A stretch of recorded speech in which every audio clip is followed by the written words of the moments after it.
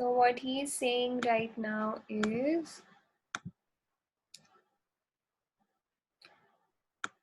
CuSO4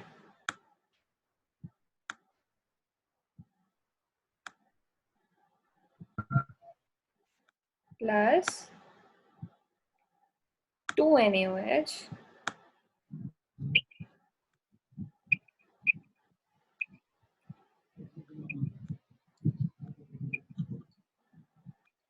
gives Nitin आगे दीदी CuOH whole twice. CuOH whole twice plus Na2SO4. Na2SO4. ठीक है. सो अब 2NaOH लिख के हमने ये बता दिया कि ये बैलेंस्ड इक्वेशन है, पर इनके स्टेट्स क्या है? सो CuSO4 क्या है? जी Cu1 है इधर. स्टेट्स मतलब solid, liquid, gas, aqueous, precipitate क्या है?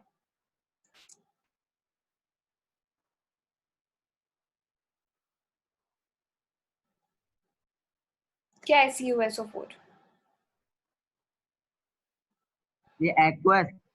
एक्वस हमें दिया था ना, एक्वस सॉल्यूशन है, तो इसके आगे लिख देंगे हम AQ.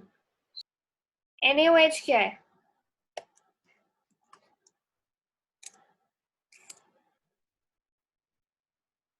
NaOH क्या है? कोई भी बता दो.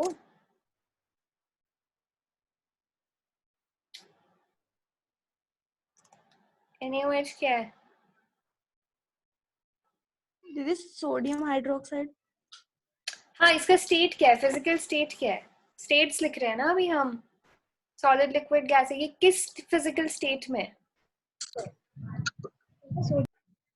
दीदी एक्वस. एक्वस. कॉपर हाइड्रोक्साइड किस स्टेट में? सॉलिड. यस. क्योंकि हमें क्या दिया था? कॉपर हाइड्रोक्साइड इज प्रेसिपिटेटेड मतलब सॉलिड. और Na2SO4 किस स्टेट में? एक्वस. करेक्ट, ये भी एक्वस है. पर दीदी हमें पता कैसे चलता है कि कोई गिवन जो एलिमेंट है वो एक्वस है? क्योंकि इसमें दिया हुआ है aqueous solution, aqueous solution, aqueous solution. तो दीदी हर बार गिवन होगा? अगर इक्वेशन लिखने के लिए बोलेंगे और उसमें वर्ड्स दिए हुए हैं तो उसमें गिवन रहेगा. तो फिर भी नॉर्मल. दीदी हमें पता होना चाहिए ना कि हम पता कैसे लगाएंगे. सो यूजुअली हाइड्रोजन ऑक्साइड ये सारी चीजें गैसियस फॉर्म में होती हैं. सो दैट इज दैट. और हम जब आगे के चैप्टर्स पढ़ेंगे तब हम देखेंगे कि कौन से एलिमेंट्स, कौन से मेटल्स, नॉन मेटल्स हमेशा सॉलिड स्टेट में होते हैं, हमेशा लिक्विड स्टेट में होते हैं. सो वो हम अभी आगे पढ़ेंगे. जहां तक इस चैप्टर का सवाल है, यहाँ पे जब भी इक्वेशन लिखने को आएगा वो हमेशा इसी फॉर्म में दिया रहेगा कि write a balanced chemical equation when this and this reacts to form this and this. ऐसे करके लिखा रहेगा और उसमें ये भी लिखा रहेगा कि वो कौन से स्टेट में है. अगर नहीं दिया है कौन से स्टेट में है तो it's not even that necessary. जरूरी नहीं है ये चीजें लिखना अगर दिया नहीं गया है, बिकॉज इतने सारे कंपाउंड्स होते हैं, इतने सारे प्रोडक्ट्स, रिएक्टेंट्स होते हैं, आप हर किसी का याद नहीं रख सकते हो कि कौन से स्टेट में. ठीक है.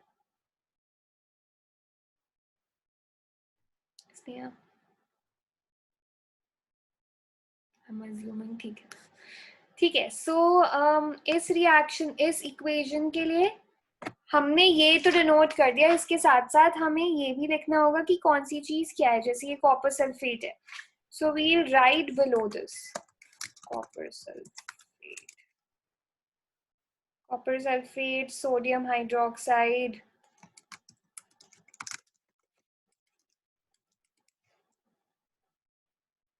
Copper hydroxide,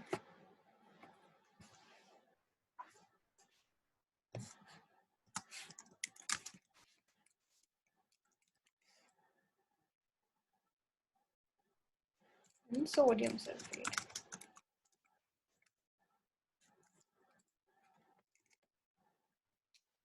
This is a completely balanced equation. Now we'll move on to types of chemical equations. Now there are majorly 5 types of chemical reactions. I'll stop sharing the screen. So 5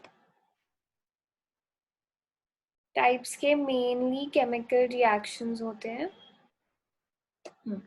5 types की main chemical reactions होते हैं. Combination reaction, decomposition reaction, displacement reaction, double displacement reaction and oxidation reduction reactions, या फिर इनको redox reactions भी बोलते हैं. तो इसमें होता क्या है? कॉम्बिनेशन रिएक्शन में 2 प्रोडक्ट्स होंगे, 2 प्रोडक्ट्स मिलके एक 2 रिएक्टेंट्स होंगे, 2 रिएक्टेंट्स मिलके एक प्रोडक्ट बनाएंगे. That is your basic combination reaction. मतलब 2 चीजें मिल रही हैं, कंबाइन हो रही हैं to give you a third thing. Second type की इक्वेशन होती है डीकम्पोजिशन रिएक्शन. तो डीकम्पोजिशन रिएक्शन में क्या हो रहा है? डीकम्पोज हो रहा है. तो एक आपको रिएक्टेंट दिया हुआ है, वो 2 प्रोडक्ट्स फॉर्म कर रहा है. सो एक मेन रिएक्टेंट है, वो 2 प्रोडक्ट्स फॉर्म कर रहा है, 2 या 3 जो बेसिकली एक टूट के 2 चीजें बना रहा है. डिस्प्लेसमेंट रिएक्शन क्या होता है? अब डिस्प्लेसमेंट रिएक्शन डिपेंड करता है कि कौन सा एलिमेंट ज्यादा रिएक्टिव है. So again reactivity also is something we'll study आगे in metals and non metals and probably periodic table के टाइम पे. पर डिस्प्लेसमेंट रिएक्शन में क्या हो रहा है कि मेरे पास एक कंपाउंड है, उसके साथ एक एलिमेंट है. अब वो जो एलिमेंट है वो इस कंपाउंड से ज्यादा रिएक्टिव, इस कंपाउंड में जो एलिमेंट है उससे ज्यादा रिएक्टिव है. तो वो क्या करेगा? अगर ए बी जुड़ा हुआ है और एक एलिमेंट है एक्स, तो वो ए बी में से ए को हटा के खुद जुड़ जाएगा. So A B plus X becomes X B plus A. So वो डिस्प्लेस कर देते हैं. डिस्प्लेस इज बेसिकली, अगर आपकी बास्केटबॉल टीम है, उसमें एक प्लेयर ज्यादा अच्छा परफॉर्म करने लग गया और उसने उस ओरिजिनल प्लेयर की जगह टीम में ले ली, और वो जो ओरिजिनल प्लेयर था वो उसको बेंच टाइम मिल गया. So that is basically how displacement reaction works. Next है डबल डिस्प्लेसमेंट रिएक्शन. अब डबल डिस्प्लेसमेंट में क्या हो रहा है? 2 कंपाउंड्स है. You have your A B and you have X Y. अब रिएक्टिविटी ऐसी है कि एक की उससे ज्यादा रिएक्टिविटी है, मतलब ए की वाई के साथ कंबाइन होने के चांसेस ज्यादा अच्छे हैं और बी के एक्स के साथ कंबाइन होने के ज्यादा चांसेस अच्छे हैं. So A B plus X Y बन जाता है A X plus B Y. तो इस केस में क्या हुआ? अगेन बास्केटबॉल टीम है, 2 प्लेयर हैं, दोनों अच्छे हैं, पर एक पोजीशन में बेटर है, दूसरा दूसरे पोजीशन में बेटर है. तो क्या करेंगे? वो स्विच कर दी पोजीशंस. अगर एक्स पर्सन एक चीज में अच्छा था और वाई पर्सन दूसरी चीज में अच्छा था, पर उनकी पोजीशंस डिफरेंट थी, तो एक्स को ये वाली पोजीशन मिल गई और वाई को ये वाली पोजीशन मिल गई.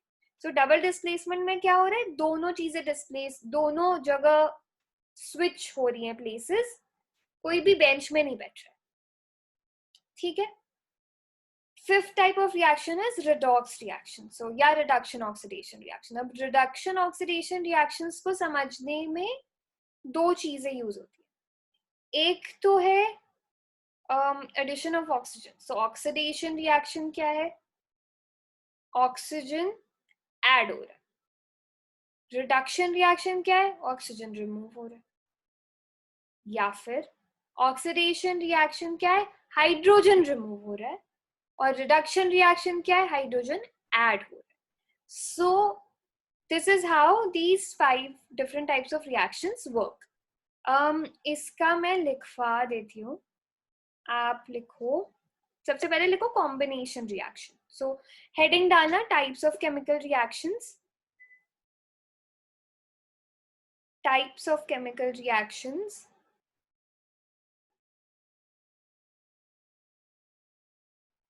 And first is combination reaction.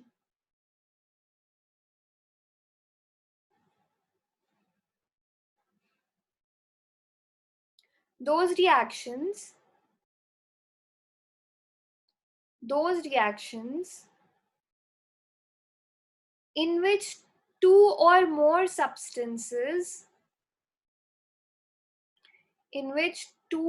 more substances combine combine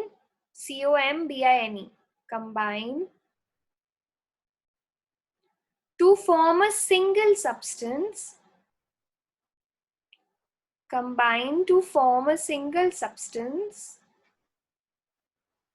are called combination reactions.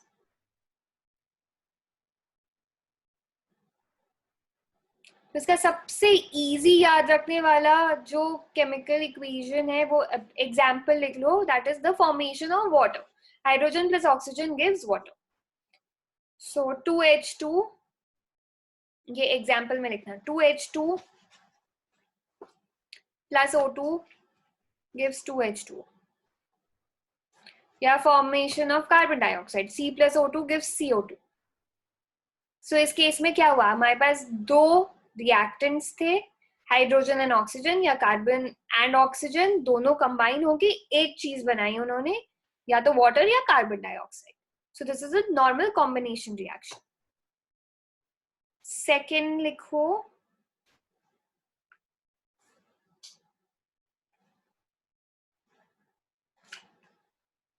decomposition reactions.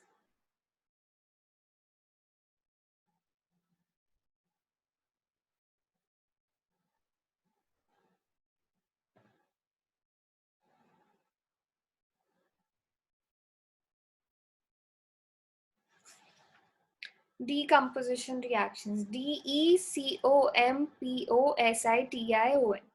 Decomposition reaction में एक बड़ा प्रोडक्ट है, एक बड़ा कंपाउंड है, और वो ब्रेक डाउन हो रहा है as products. So those reactions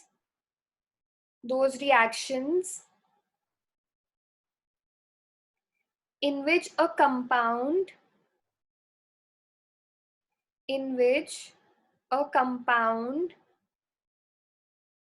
splits SPLITS,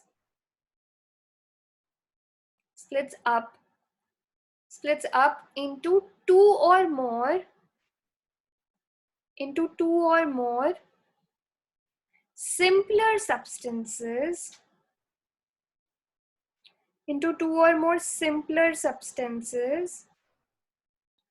are known as decomposition reactions. So combination reaction में जो हो रहा था उसका opposite decomposition reaction में हो रहा है. Example, CaCO3 is calcium carbonate, मतलब limestone. CaCO3 gives, so arrow बनाओ और arrow के ऊपर लिखो heat का symbol होता है triangle. So CaCO3 gives when heated, तो ऊपर बनाना पड़ेगा triangle arrow के ऊपर. Gives CaO, calcium oxide, CaO plus CO2. इसका second example लिखो,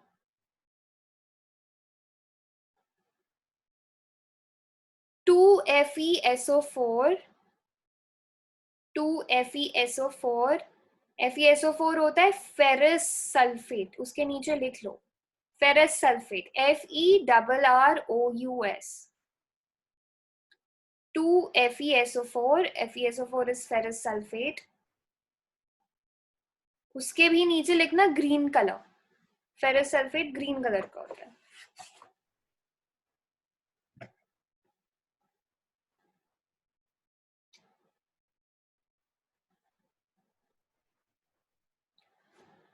On heated gives, so arrow बनाओ और उसके ऊपर बनाओ heat का symbol triangle. Gives Fe2O3. Now Fe2O3 is ferric oxide. Ferrous और ferric में difference होता है. Ferric oxide, FeRRIC. Ferric oxide के नीचे लिखो brown color.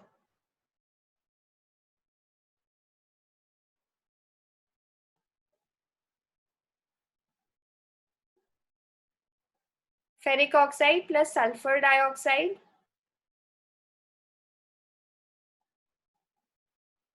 Sulfur dioxide is SO2.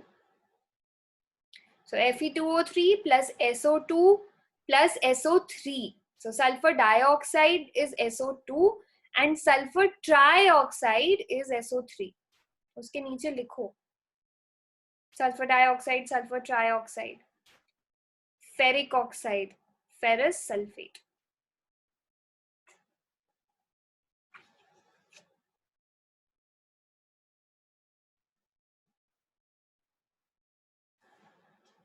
अब डीकम्पोजिशन रिएक्शन के 2-3 और एग्जाम्पल हैं, इनको प्लीज होमवर्क में करना. You will have to balance the equation. सो पहला लिखो, when lead nitrate, lead का सिंबल होता है Pb. So when lead nitrate is heated strongly, it breaks down. Strongly के बाद कॉमा आएगा. It breaks down to form simpler substances,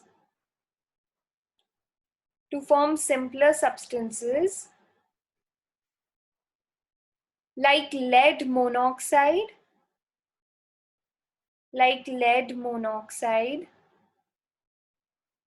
comma, nitrogen dioxide,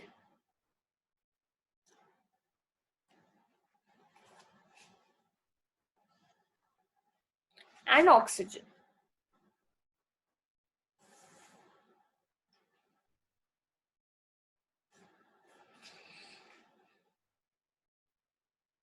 अब कुछ केसेस में हीट ना लगा के जैसे इलेक्ट्रोलिसिस करना पड़ा, तो इलेक्ट्रिसिटी पास करते हैं उस सॉल्यूशन में, तो उसमें ऊपर हीट ना लिख के एरो के ऊपर हम लिख देंगे इलेक्ट्रिसिटी.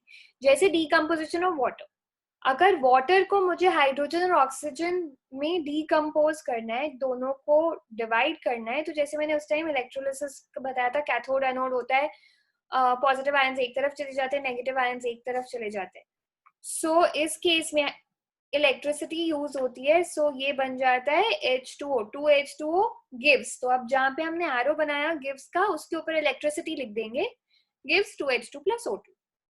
ये डीकम्पोजिशन रिएक्शन का एग्जाम्पल हो गया.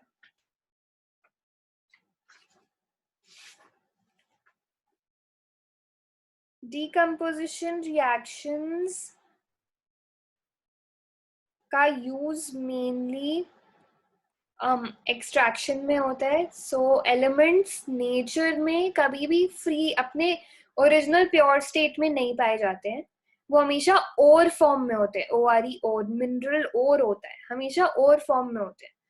मतलब दे आर नॉट प्योर. वो यूजुअली सल्फाइड से, कार्बोनेट से, किसी ऑक्सीजन से कंबाइंड फॉर्म में होते हैं.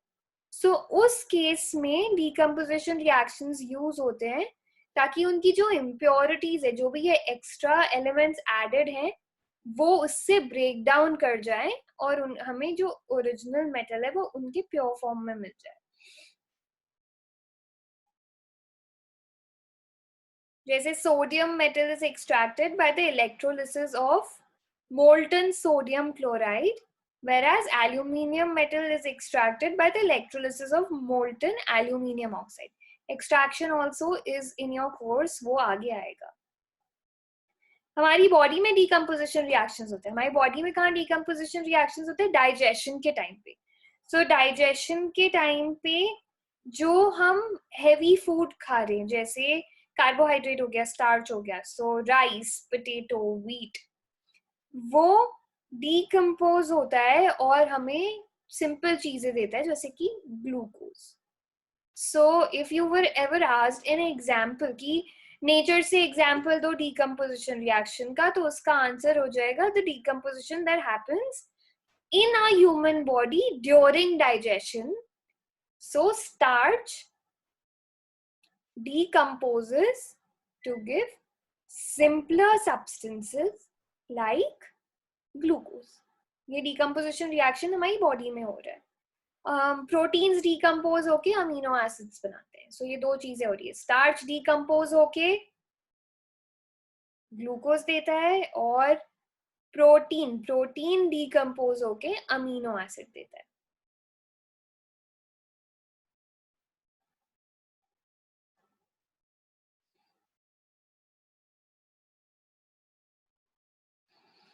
ठीक है, आज हम इतना ही करेंगे. हम displacement and double displacement reactions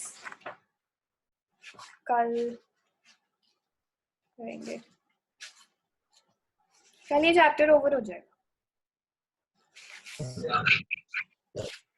किसी को कोई डाउट्स है अभी तक? नहीं दी. किया ही क्या है ना जो डाउट्स होंगे. हाँ, अभी तक हमने किया क्या है? This is all theory. So and this chapter is very easy. इसमें से एक ही क्वेश्चन आएगा और वो क्वेश्चन आएगा to balance a given chemical equation या balance a given chemical reaction. वो भी एक या दो नंबर का आएगा, उससे ज्यादा का नहीं आएगा. इस चैप्टर में यही आएगा. But this chapter is important क्योंकि आगे वाले चैप्टर्स में भी इससे रेलेवेंट चीजें होती है. तो बैलेंसिंग ऑफ केमिकल इक्वेशंस आना चाहिए. That's the only reason why this chapter is in your course. या फिर एक नंबर का इसमें से कुछ थ्योरी रिलेटेड आ सकता है, उससे ज्यादा इसमें से कुछ नहीं आएगा. ठीक है. सो हम नमस्ते. मैं बोल रही हूँ कुछ. नमस्ते भाषण चल रहा है यहाँ पे. सो ये चैप्टर हम कल कंप्लीट कर लेंगे and then we move on to chapter number 2. हम केमिस्ट्री के 2 चैप्टर कंप्लीट करेंगे, देन फिर वापस से हम फिजिक्स पे आएंगे. कूल. ठीक है. अब नमस्ते नितिन, अब जा सकते हो आप. नमस्ते. Thank you. Thank you ma'am.